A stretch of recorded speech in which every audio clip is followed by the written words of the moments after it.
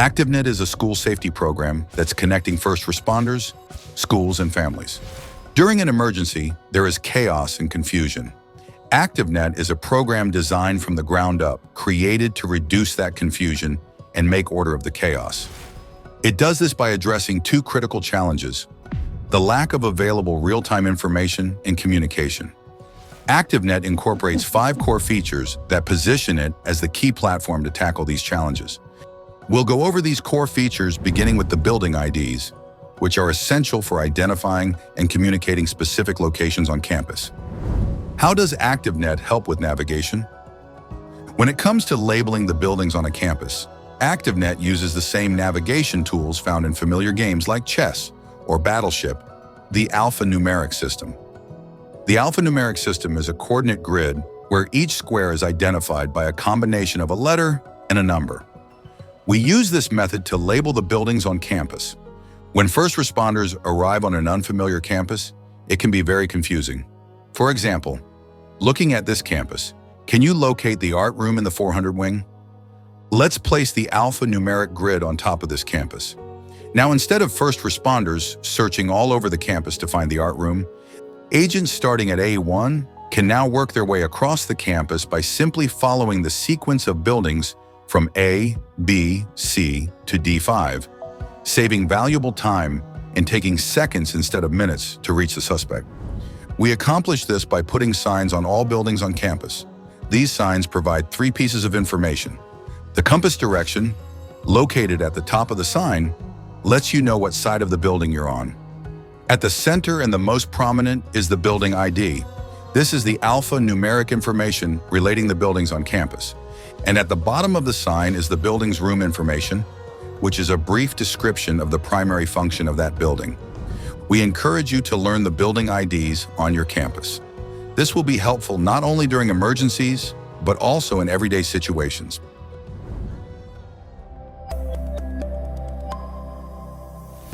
When referring to the Building IDs, what is the key piece of information on the building signs that you should know? Is it A, the compass direction, B, the building ID, C, building room detail, or D, the school colors?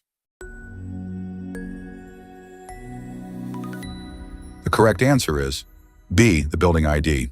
Knowing the building IDs on campus is crucial because it provides a clear and consistent way to identify specific locations during an emergency. How should you describe your location on campus to a 911 dispatcher? Is it A, I'm in the art room, B, I'm in the East Wing, C, I'm in building D5 in the art room, or D, I'm right here? The correct answer is C, I'm in building D5 in the art room. This helps first responders quickly and accurately navigate the site, reducing confusion and improving response times. The second core feature of the program is the digital map. The digital map is a multi-layered tool that holds essential information such as campus floor plans, gates, points of interest, and event markers. Looking at the overview of the school map, you can see the campus grounds, buildings, and labels like the building IDs, room numbers, and the names of common areas on campus. By zooming into a building, you can see more details on the interior floor plan. This is essential for first responders to plan effectively as they can quickly view interior room layouts. The gates layer shows the location and number of gates, indicating whether they are for vehicles or pedestrians. Gates are labeled starting from the main gate as gate number 1 and continue clockwise from there.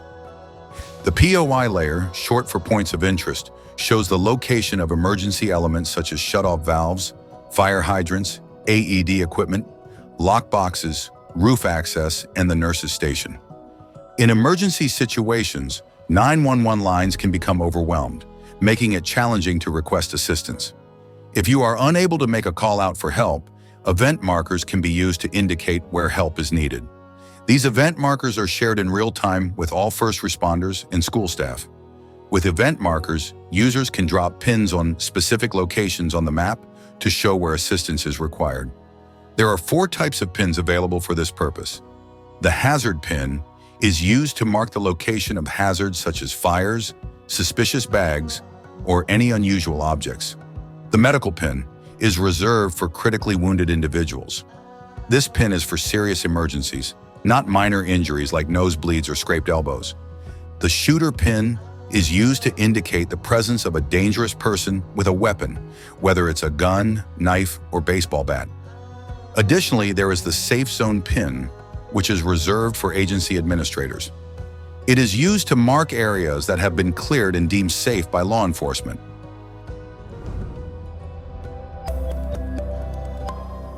Using the event markers in this scenario, a student runs into your classroom complaining of a leg cramp.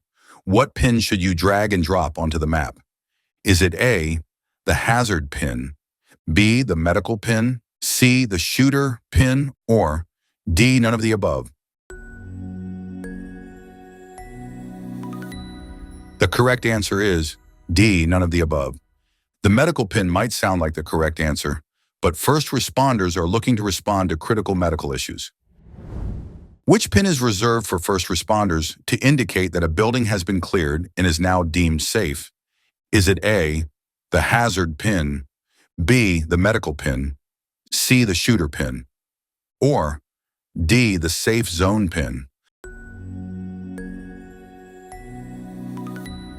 The correct answer is D, the safe zone pin. The third core feature of the program is site information. Under the tab Site Info, you can find general data like the school's contact information, site details, community demographics, and the school's local Wi-Fi login credentials. Opening the Crisis Duties tab, designed primarily for first responders, allows users to view the emergency hierarchy chart, quickly linking agencies to crisis duty leaders. By clicking on a staff member, first responders can access the user's profile, viewing their image and contact details. This contact information is only available during live events. Clicking on the Procedures tab allows users to view a digital version of their school's emergency plan. The procedures are organized by the type of emergency and detail actions to take before, during, and after an event. The fourth core feature of the program is the Bulletin Board. This one-directional message service allows the agency and site administrators to communicate urgent details to users.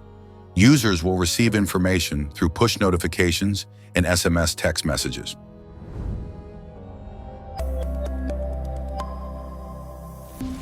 In ActVnet, where can you find your school's safety plan? Is it under A, Map, B, Site Information, C, Roll Call, or D, Bulletin Board? The correct answer is B, Site Information. What is the purpose of the Bulletin Board in ActVnet? Is it A, to relay a missing person, B, to receive updated information, C, to reveal my location, or D, to reveal my darkest secrets? The correct answer is B, to receive updated information. The one-way bulletin board ensures that only accurate, authorized information is shared, preventing misinformation and confusion during emergencies by providing clear, reliable updates to staff and families. Who is allowed to send messages with the bulletin board? Is it A, parents, B, frank, C, agency and site administrators, or D, everyone? The correct answer is C, agency and site administrators. Only agency and site administrators are permitted to send messages, ensuring that communication is controlled, accurate, and from trusted sources. This reduces the risk of misinformation and guarantees clear, coordinated responses during emergencies. The fifth core feature, and one of the most important, is roll call.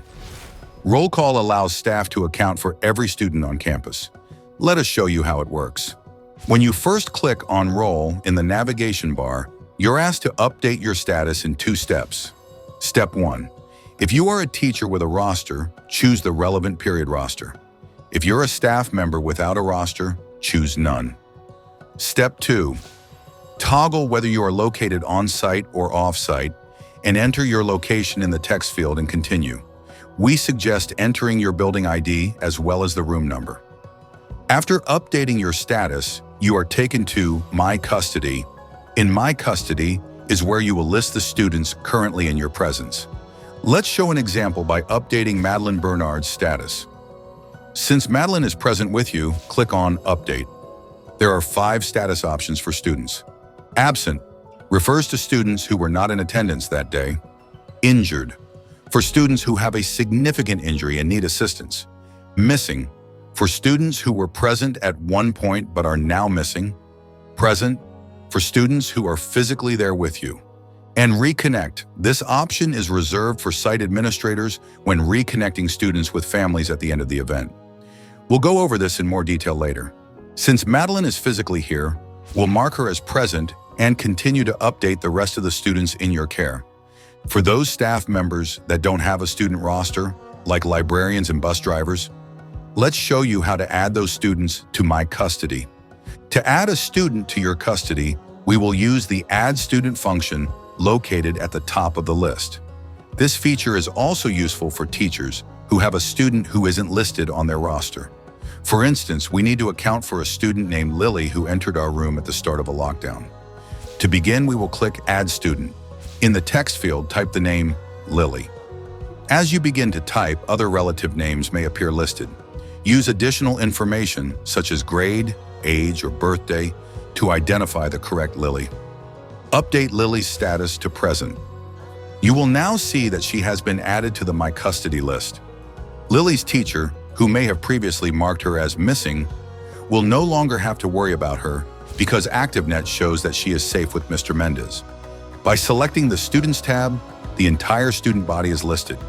You can use the filters to refine this list, such as filtering by status. You can also filter by grade levels.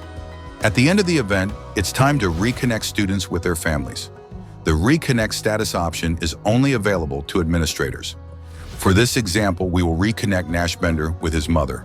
Click on Update next to the student's name and select Reconnect. Verify that the family contact is who they claim to be and be aware of any red flags. Once verified, click on Reconnect. A signature window will appear. Have the contact sign their name and then click Accept. Upon accepting, a text notification will be sent to the student's family contacts, informing them that Nash is safe with his mother. As more students are reconnected with their families, knowing that students are safe with their loved ones, the stressful situation will begin to calm.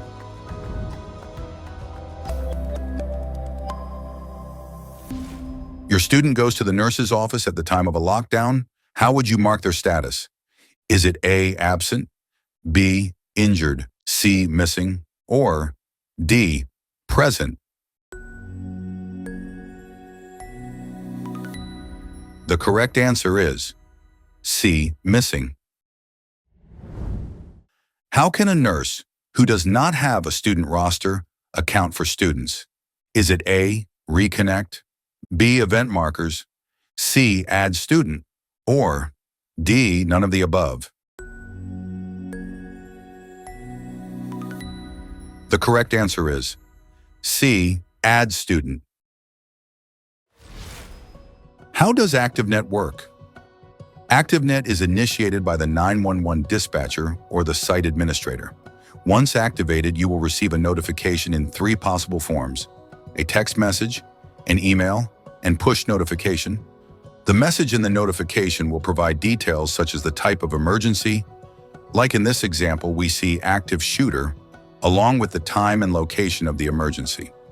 The notification also includes a link to activnet.org and an access code, which is unique to you. This access code eliminates the need to remember a password in a high-stress situation. By clicking the web link in the message, you'll be sent to the ActVnet login page in your browser. Click on the Access Code tab to log in using your email and access code. This process can be done from any device, whether it's a desktop, tablet, or smartphone. Once logged in, you will be directed to the incident. If not, click on the incident in the bar at the top of your home screen.